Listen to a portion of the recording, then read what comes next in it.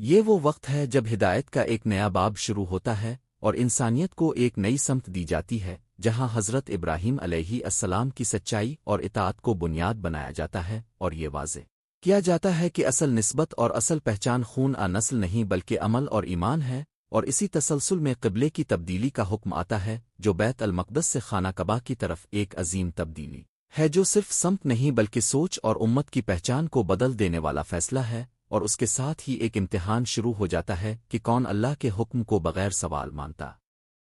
ہے اور کون بحث میں پڑتا ہے، اور پھر بتایا جاتا ہے کہ یہ امت ایک وسط امت ہے، یعنی عدل اور توازن کی نمائندہ امت، جو نہ شدت میں ہے نہ غفلت میں بلکہ سیدھے راستے پر قائم رہنے والی امت ہے، اور اس امت کی ذمہ داری صرف اپنے لیے نہیں بلکہ پوری انسانیت کے لیے حق کی گواہی دینا ہے، اور اسی دوران زندگی کی حقیقت بھی سامنے رکھی جاتی ہے کہ انسان کو خوف، بھوک، مال، جان اور کمی بیشی کے ذریعے آزمایا جائے گا، اور اصل کامیابی صبر کرنے والوں کی ہے، جو ہر آزمائش میں اللہ کی طرف رجوع کرتے ہیں اور کہتے ہیں کہ ہم اللہ کے ہیں، اور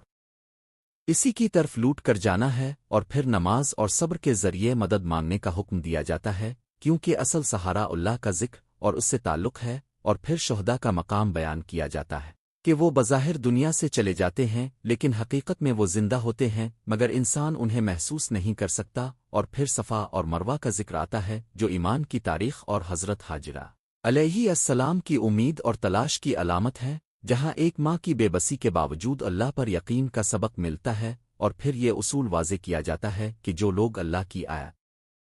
کو چھپاتے ہیں وہ اپنے آپ کو نقصان دیتے ہیں، کیونکہ سچ کو چھپانا سب سے بڑا خسارہ ہے، اور آخر میں توحید کا بنیادی اعلان کیا جاتا ہے کہ تمہارا معبود ایک ہی ہے، اس کے سوا کوئی عبادت کے لائق نہیں، اور یہی اصل بنیاد ہے جس پر پورا دین قائم ہے، اور یہی وہ پیغام ہے جو انسان کو سیدھے راستے کی طرف لے جاتا ہے، اور اسی کے ساتھ یہ پہلا حصہ مکمل ہوتا ہے جہاں دل کو جھنجھوڑ دینے والی حقیقتیں انسان کے سامنے آتی ہیں، اور اگلے حصے میں مزید احکام اور رہنمائی کا سفر شروع ہوگا، اور اب ہدایت کا سفر آگے بڑھتا ہے، جہاں انسان کو یہ سمجھایا جاتا ہے کہ اصل نیکی صرف عبادات کی ظاہری شکل نہیں بلکہ دل کا ایمان اور عمل کی سچائی ہے، اور یہ بتایا جاتا ہے کہ مشرق اور مغرب کی طرف رخ کرنا اصل مقصد نہیں بلکہ اصل مقصد اللہ پر ایمان لانا، یوم آخرت پر یقین رکھنا، فرشتوں اور کتابوں اور نبیوں پر ایمان رکھنا، اور مال کو اس کی محبت کے باوجود رشتہ داروں، یتیموں، مسکینوں، مسافروں اور ضرورت مندوں پر خرچ کرنا ہے، اور نماز قائم کرنا اور زکوٰۃ ادا کرنا، اور وعدوں کو پورا کرنا، اور تنگی اور خوشی دونوں حالتوں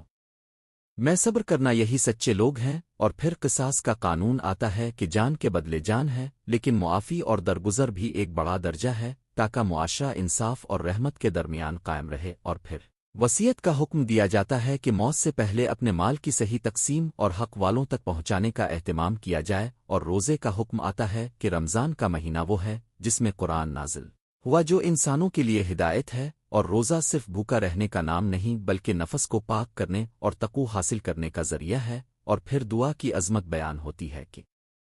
اللہ بہت قریب ہے، وہ پکارنے والے کی دعا سنتا ہے، اور اس پر یقین کے ساتھ مانگنے کا حکم دیا جاتا ہے، اور پھر یہ اصول سامنے آتا ہے کہ رمضان کی راتوں میں اپنی بیویوں کے ساتھ تعلق جائز ہے، اور اللہ نے انسان کی فطرت کو جانتے ہوئے آسانی رکھی ہے نہ کہ سختی، اور پھر یہ بھی بتایا جاتا ہے کہ کھانے پینے کی حلال اور حرام حدود کی پابندی ضروری ہے، اور روزے کی روح کو برقرار رکھنا اصل مقصد ہے، اور پھر یہ بھی واضح کیا جاتا ہے کہ لوگوں کے مال کو ناحق طریقے سے نہ کھاؤ، اور حکمرانوں اور قاضیوں کے سامنے جھوٹ کے ذریعے حق نہ دباؤ، اور آخر میں حج اور عمرہ کا ذکر آتا ہے کہ یہ اللہ کے لیے مکمل کیا جائے، اور راستے میں رکاوٹ آئے تو قربانی اور نیت کے ساتھ آگے بڑھا جائے، اور اللہ کی رضا کو ہر چیز پر، اور اب ہدایت کا سلسلہ مزید آگے بڑھتا ہے، جہاں انسان کو زندگی کے اجتماعی نظام کے بارے میں گہری رہنمائی دی جاتی ہے، اور بتایا جاتا ہے کہ نیکی صرف انفرادی عمل نہیں بلکہ پورے معاشرے کی اصلاح کا نام ہے، اور اس میں نکاح اور خاندانی نظام کی پاکیزگی کو اہم قرار دیا جاتا ہے، اور عورتوں کے حقوق اور ان کے ساتھ حسن سلوک کی تاکید کی جاتی ہے، اور یہ واضح کیا جاتا ہے کہ زبردستی ظلم کے ذریعے رشتوں کو قائم رکھنا توڑنا درست نہیں بلکہ عدل اور رحمت کے ساتھ فیصلے ہونے چاہئیں، اور پھر طلاق اور عدت کے احکام آتے ہیں تاکہ معاشرے میں بگاڑ نہ پیدا ہو اور رشتوں کے درمیان انصاف قائم رہے، اور ساتھ ہی یہ بھی سکھایا جاتا ہے کہ اگر دو فریقوں کے درمیان اختلاف ہو تو اصلاح اور صلح کی کوشش سب سے بہتر راستہ ہے، اور پھر نمازوں کی حفاظت اور خصوصاً درمیانی نماز کی تاکید کی جاتی ہے، تاکہ انسان اپنے رب سے مسلسل جڑا رہے اور خوف اور سکون دونوں حالتوں میں اللہ کو یاد رکھے، اور پھر دشمن کے خوف کے وقت نماز کا خاص طریقہ بھی بتایا جاتا ہے تاکہ دین ہر حالت میں قائم رہے، چاہے امن ہو یا جنگ، اور پھر یہ اصول سامنے آتا ہے کہ کسی بھی قوم کے ساتھ دشمنی بھی حد سے تجاوز نہ کرے اور انصاف ہمیشہ برقرار رہے، اور پھر اللہ کی راہ میں خرچ کرنے کی عظمت بیان کی جاتی ہے کہ جو مال اللہ کے راستے میں دیا جاتا ہے وہ ضائع نہیں ہوتا بلکہ بڑھتا ہے، اور آخرت میں اس کا بہترین بدلہ ملتا ہے۔ اور پھر سود یعنی ربا کی سخت ممانعت آتی ہے، اور اسے ایک ایسا نظام قرار دیا جاتا ہے جو معاشرے میں ظلم اور عدم مساوات پیدا کرتا ہے، اور اس کے مقابلے میں صدقہ اور خیرات کو برکت اور پاکیزگی کا ذریعہ بتایا جاتا ہے، اور پھر قرض اور لین دین کے معاملات کو لکھ کر محفوظ کرنے کا حکم دیا جاتا ہے تاکہ کسی کا حق ضائع نہ ہو اور انصاف قائم رہے، اور گواہی کو بھی دیانت کے ساتھ ادا کرنے کی تاکید کی جاتی ہے، اور پھر ایمان والوں کو دعا اور توکل سکھایا جاتا ہے کہ وہ اللہ سے مغفرت مانگیں اور اس کی رحمت پر یقین رکھیں، اور وہ ان پر وہ بوجھ نہیں ڈالتا جو وہ برداشت نہ کر سکیں، اور آخر میں یہ احساس دلایا جاتا ہے کہ ایمان صرف زبان کا اقرار نہیں بلکہ دل کی مکمل تسلیم ہے، اور اسی تسلسل میں اگلا حصہ مزید گہرے احکامات اور آزمائشوں کے ساتھ آگے بڑھتا ہے، اور اب ہدایت کا سفر مزید گہرا ہو جاتا ہے جہاں ایمان اور کفر کے درمیان فرق کو واضح کیا جاتا ہے، اور بتایا جاتا ہے کہ اللہ کے نزدیک کامیابی صرف دنیاوی طاقت عمال نہیں بلکہ ایمان اور عمل صالح ہے، اور اس کے بعد یہ حقیقت سامنے آتی ہے کہ انسانوں کی آزمائش مختلف انداز میں ہوتی ہے، کبھی نعمتوں کے ذریعے اور کبھی مشکلات کے ذریعے، تاکہ یہ دیکھا جائے کہ کون ثابت قدم رہتا ہے، اور اسی دوران اہل کتاب کی تاریخ اور ان کی گمراہیوں اور اختلافات کا ذکر آتا ہے تاکہ امت مسلمہ ان غلطیوں سے سبق لے سکے اور یہ سمجھ سکے کہ حق کو چھوڑنے کا انجام ہمیشہ نقصان اور بگاڑ کی صورت میں نکلتا ہے۔ اور پھر حضرت طالوت اور جالوت کا واقعہ بیان کیا جاتا ہے جہاں ایک چھوٹی سی جماعت ایمان اور صبر کے ساتھ ایک بڑی طاقت کو شکست دیتی ہے، اور یہ سبق ملتا ہے کہ کامیابی تعداد وسائل سے نہیں بلکہ اللہ پر یقین سے ملتی ہے۔ اور پھر حضرت داؤد علیہ السلام کا ذکر آتا ہے جو اللہ کے حکم سے جالوت کو شکست دیتے ہیں اور عدل اور حکمت کی علامت بن جاتے ہیں، اور پھر یہ اصول واضح کیا جاتا ہے کہ اللہ بعض لوگوں کو بعض پر فضیلت دیتا ہے تاکہ نظام کائنات قائم رہے اور فساد نہ پھیلے، اور پھر انفاق اور اللہ کی راہ میں خرچ کرنے کی اہمیت کو دوبارہ مضبوط انداز میں بیان کیا جاتا ہے کہ یہ مال کو پاک کرتا ہے اور دل کو سکون دیتا ہے، اور پھر سود کے مقابلے میں صدقہ کو بلند مقام دیا جاتا ہے، اور یہ بتایا جاتا ہے کہ سود ظلم اور استحصال ہے جبکہ صدقہ رحمت اور برکت ہے، اور پھر ایمان والوں کو یہ یقین دلایا جاتا ہے کہ اللہ ان کے دلوں کی نیتوں کو جانتا ہے اور ہر عمل کا حساب ہوگا، اور پھر دعا اور توکل کی اہمیت کو دوبارہ دہرا کر یہ سکھایا جاتا ہے کہ انسان کو ہر حال میں اپنے رب سے تعلق مضبوط رکھنا چاہیے، اور اسی کے ساتھ یہ حصہ انسان کو یقین، صبر اور قربانی کے اصولوں سے جوڑ دیتا ہے، اور اگلے حصے میں مزید احکام اور روحانی رہنمائی کا سلسلہ جاری ہوگا۔ اور اب ہدایت کا سلسلہ اپنے ایک اہم موڑ پر پہنچتا ہے جہاں ایمان والوں کو یہ سمجھایا جاتا ہے کہ اللہ کسی جان پر اس کی طاقت سے زیادہ بوجھ نہیں ڈالتا، اور ہر انسان کو اس کے عمل کا فائدہ اور نقصان خود ملتا ہے، اور اسی کے ساتھ یہ اصول واضح کیا جاتا ہے کہ دل کی نیتیں اور چھپی ہوئی باتیں بھی اللہ کے علم میں ہیں، اور اس کے سامنے کوئی چیز پوشیدہ نہیں رہ سکتی۔ اور پھر ایمان والوں کی دعا اور رجوع کا ذکر آتا ہے کہ وہ اپنے رب سے مغفرت طلب کرتے ہیں اور کہتے ہیں کہ اے اللہ، اگر ہم بھول جائیں یا غلطی کر بیٹھیں تو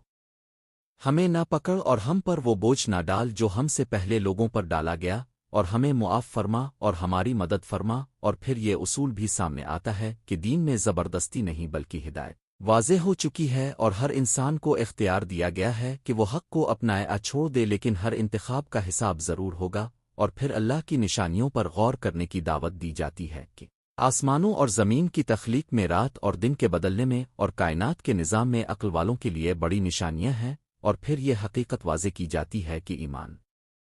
والوں کا سب سے مضبوط سہارا اللہ کی رسی کو مضبوطی سے پکڑنا ہے، اور تفرقہ اور اختلاف سے بچنا ہے، کیونکہ امت کی طاقت اتحاد میں ہے۔ اور پھر اہل کتاب کو بھی دعوت دی جاتی ہے کہ وہ حق کو پہچانیں اور اختلافات کو چھوڑ کر سچائی کی طرف آئیں۔ اور پھر یہ بتایا جاتا ہے کہ اللہ جسے چاہتا ہے عزت دیتا ہے اور جسے چاہتا ہے حکمت عطا کرتا ہے، اور پھر یہ احساس دلایا جاتا ہے کہ دنیا کی زندگی عارضی ہے اور اصل کامیابی آخرت کی کامیابی ہے جہاں ہر عمل کا مکمل حساب ہوگا۔ اور اسی تسلسل میں یہ حصہ انسان کو امید، خوف، دعا اور عمل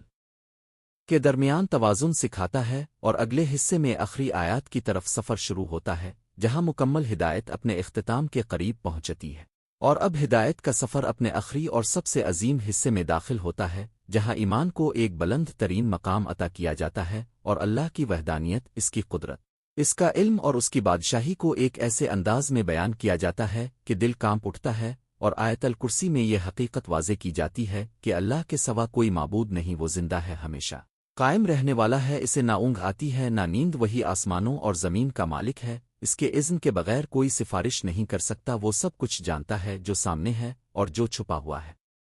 اور اس کی کرسی آسمانوں اور زمین کو گھیرے ہوئے ہے، اور ان کی حفاظت اسے تھکتی نہیں۔ اور پھر ایمان والوں کو یہ بتایا جاتا ہے کہ دین میں زبردستی نہیں، ہدایت اور گمراہی واضح ہو چکی ہے، اور جو ایمان لائے اس نے مضبوط سہارا پکڑ لیا جو کبھی نہیں ٹوٹتا۔ اور پھر ابراہیم علیہ السلام کے رب کی نشانیوں کا ذکر آتا ہے کہ وہ زندگی اور موت دینے والا ہے، سورج کو مشرق سے نکالتا ہے اور مغرب سے غروب کرتا ہے، اور کافر حیران رہ جاتا ہے۔ اور پھر اللہ کی راہ میں خرچ کرنے والوں کی مثال دی جاتی ہے کہ ایک دانہ 7 بالیاں اگاتا ہے،